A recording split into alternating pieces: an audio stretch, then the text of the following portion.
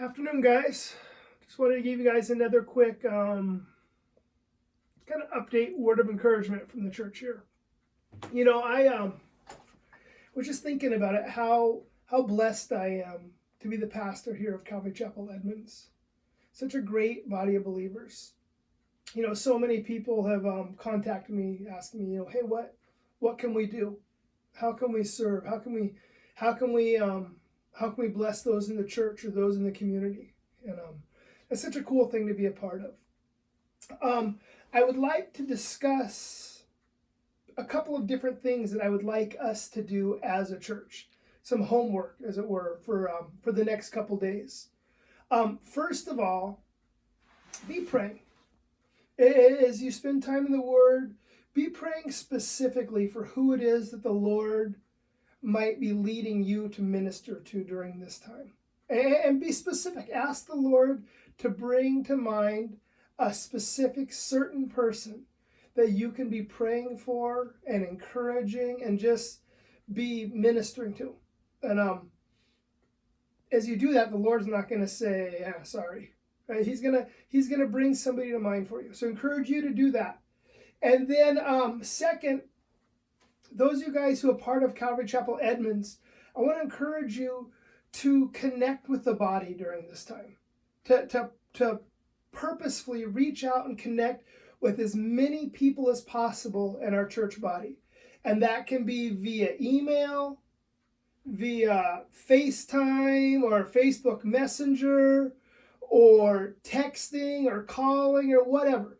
But whoever you have contact with, reach out and give them a word of encouragement, check on them, see how they're doing, and then also encourage them to do the same thing. Right? I don't have the contact information for everybody in our church. And I know you don't have the contact information for everybody in our church. But as all of us reach out and contact everybody that's in our sphere of influences, hopefully those overlapping spheres will connect everybody in the church. And I just want us to be reaching out and ministering to one another. And I also think it would be great for us to specifically reach out to those who maybe aren't a part of our fellowship anymore. Maybe you're friends with somebody, or you know somebody that's moved away or is going to another church, or maybe who is no longer in fellowship at all. If the Lord brings one of those people to your mind, reach out, share a verse with them, share a word of encouragement with them. Just remind them that they're still loved and that they're still wanted, and that the Lord still has his eye on them. And thirdly, I encourage you guys to be praying for our missionaries right now. As you know, as a former missionary, I have a real heart for missionaries. And I know for a fact that whenever difficulties and hard times come financially, missionary giving is the first thing to go. And when you're in another country, totally dependent on the generosity and support of people from your home country, and that gets cut off, it's stressful. It's disheartening.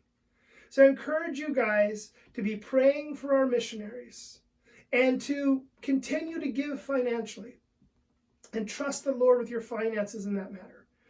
As they're struggling, it may be that the Lord wants to use you to bring a degree of peace to their anxiety and to help support the ministry when other people are falling away.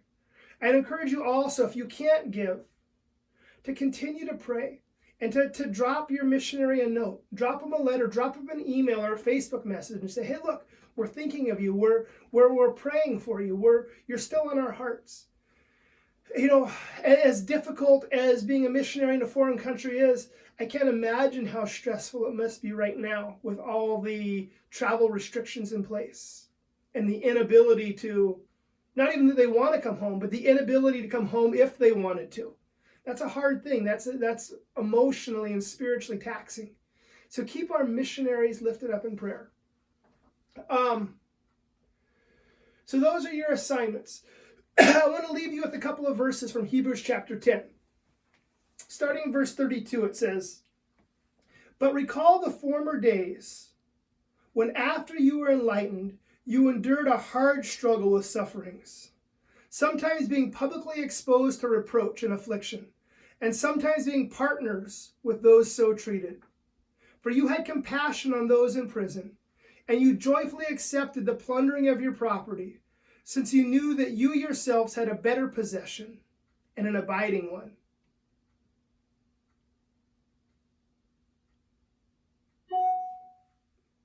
Therefore, sorry, I lost my place for a second. Therefore, do not throw away your confidence, which has a great reward. For you have need of endurance, so that when you have done the will of God, you may receive what is promised. For yet a little while, and the coming one will come, and will not delay. But my righteous one shall live by faith. And if he shrinks back, my soul has no pleasure in him. But we are not of those who shrink back and are destroyed, but of those who have faith and preserve their souls. I think that's a great couple verses. That's a great word of encouragement, isn't it? You know, the author says, you've been through hard times before. You've been through trials and tribulations. You've been through struggles before. You know what it's like to suffer. And not only that, but you've been there for other people who are suffering, other people who have been through hard times and imprisonment. He says, therefore, do not throw away your confidence.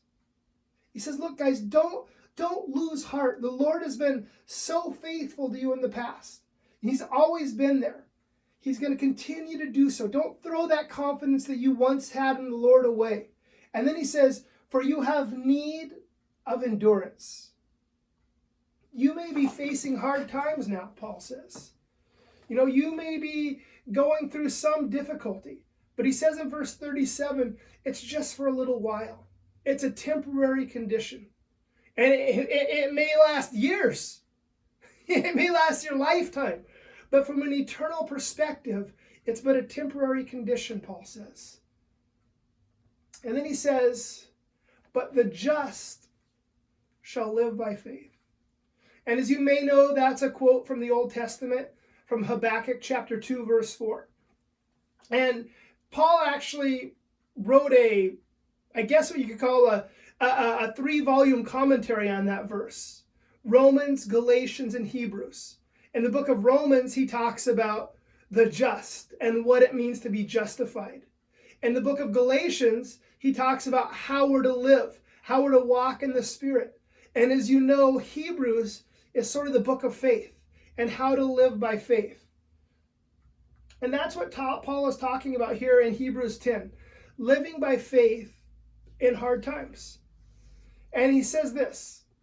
He says that the Lord takes no pleasure in those who shrink back. He takes no pleasure in those who cower in the face of adversity, those who pull back when hard times come.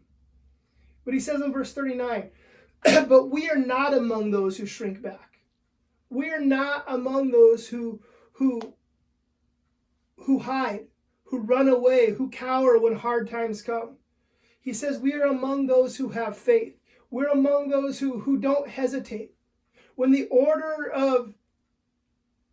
is given to storm the gates of hell, we charge ahead. And we understand that the gates of hell will not prevail against us. There's something theologians refer to as the ecclesia militans. That's Latin for the church militant. And the idea there is that we wage battle against sin, that we wage battle against the devil and against his dominions, against the darkness of the world, against spiritual wickedness in high places, as it says in Ephesians. And there's a quote from Pope Leo XIII that I love. It says that Christians are born for such combat. And I like that idea, that Christians are born for combat. And I hope you see that, church, that we're in a battle, that we're in a war. And it might not be a physical war, right? Paul says that we battle not against flesh and blood, but against principalities. He talks about us battling against spiritual things. And it's not a war of guns and tanks and planes, but it's a war fought with prayer and with the word and with fasting and with worship. Reaching out bearing witness to the lost. So I just want to encourage you guys during this time to be the church militant, to be aggressive, to share your faith. I know a lot of us are confined to our homes right now because we're not essential workers, but we need to develop strategies and plans and attack the gates of hell from our homes, from where we are now. And I think that as we as the church come together and we reach out to those who are struggling and we share the gospel with those who don't have hope, and as we continue to pray and just come together as the body, even though we're separated, and the Lord has a plan and he's going to do great things. There are so many people right now who are frightened, who have no hope, who don't know what's going to happen. And guys, we have the answer. We have the truth. We have the gospel message. And as Jesus said, we don't want to hide that lamp under a basket. We want to be a city on a hill, he says, that cannot be hidden. We want to shine. We want to proclaim the gospel message for all to hear. And we can't go to the park right now and do it. We can't do it from our places of work, but we can do it from our keyboards. We can do it from our phones. We still have a capacity to minister. So I just encourage you guys to be the church militant, to reach out, to love people, to share the gospel with the lost. And as we do that, we're going to see great things. Well, until next time, God bless.